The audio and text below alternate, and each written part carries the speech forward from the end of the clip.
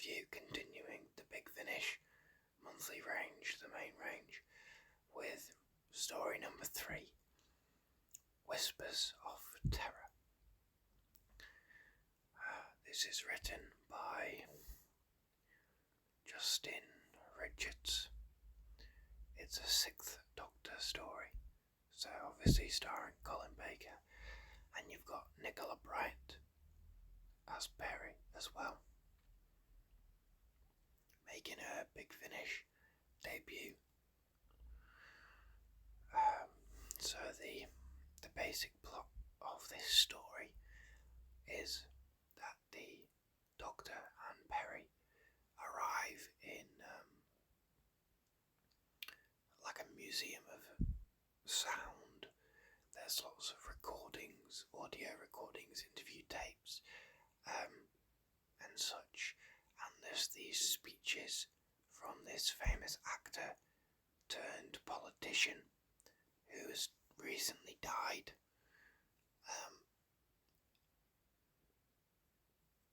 Before he was elected, he passed away before he was elected. But these speeches, the audio is being changed. So sort of what is being said in these speeches is being changed, and the way it's being said, like the inflection and tone of voice and stuff. And then people start turning up dead, and so it becomes this whole sort of mystery as to what's going on and who's changing the recordings and why. So that's the basic sort of premise. But I enjoyed this story.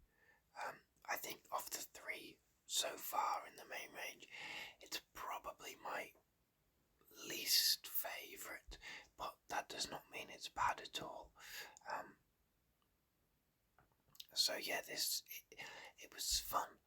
I felt that it didn't have quite a stronger sense of a location and a world as the previous story did.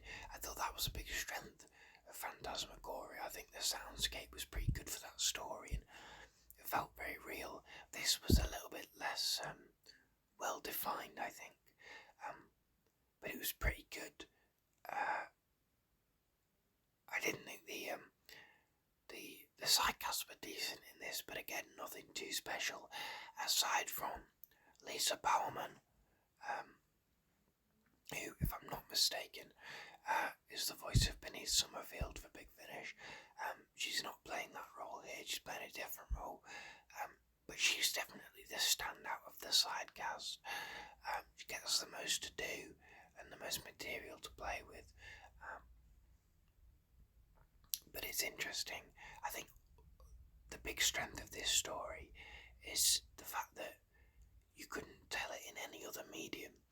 And I think it's interesting that even, 3 releases in, Big Finish is not, they're not resting on their laurels.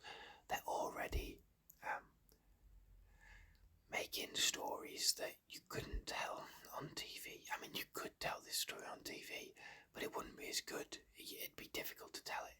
And you certainly couldn't tell it in a book or a comic. It just wouldn't work because it's about sound, it's about audio, and audio being changed and audio being altered and used against people. And it turns out there is this sort of, I don't want to go into too heavy spoilers, but this is like 24 years old now, this story, 24, 25 years old. It turns out that it's like a creature made of sound is partly the threat, although not entirely.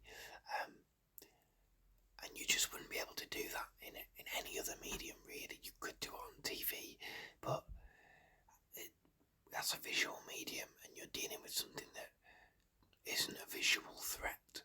So it really utilises the medium of audio to its advantage, and I think that's that's very commendable and impressive. I wouldn't call it experimental. We're not quite there in terms of Big Finish, but it's certainly they're not just telling Doctor Who stories for the sake of telling Doctor Who stories. They're not just telling, more bog standard traditional stories, like Phantasmagoria, which was that, and that's not necessarily a bad thing. But this story is something you could only do in audio, and I think that's very interesting and very. It's good to see that even very early on, they are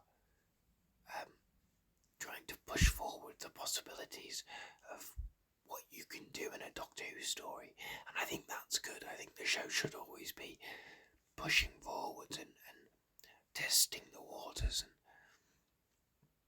trying to find out what can we do that we've not done before, what else have we not done, and so I think that's the big strength of this story. Your main cast was good, of course. Colin Baker is really good in this. It felt for me with Nicola Bryant as Peri that she was still sort of getting used to the audio medium. I don't know if that's true or not, but she was good, but not amazing. A little bit like Mark Strickson in the previous story. But Colin was great. He's got the voice for audio. People say that the Sixth Doctor gets sort of softened and they retcon his character a little bit for the better in audio. I don't quite see that in this story, but it's early days. But yeah, basically I think that's all I have to say for this story. Not too much, but I liked what it was going for. I think it was an interesting idea. It's great to have a story that you couldn't have in any other medium. That's a really positive sign for going forward with the range. And the performances were good, the story was good.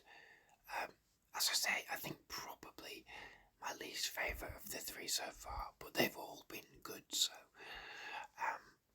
that's not to say that this is not worth your time, not worth checking out, not worth listening to. But yeah, that's all I have to say for this story, really. Short review here, but that's how these things go. I'm intending for these Big Finish reviews to be quite short. But yeah, thank you very much for watching. Thank you for listening. Have you listened to this story? What did you think of it? Let me know. And yeah, stay tuned. I'm intending on continuing releasing one of these reviews a week. It should be every Friday about 3 p.m. Hopefully I've got this up by Friday at 3 when it goes out, and that should be the sort of the schedule from here on in. I'm going to see if I can hold myself to it, but of course we're going into November, the anniversary month itself, and so I wanted to get a lot of videos in there. I'm working on some stuff slowly but surely. It's coming together. I really do want to get a good number of videos out for the anniversary, but anyway, that's for the future. As I say, thank you very much for watching.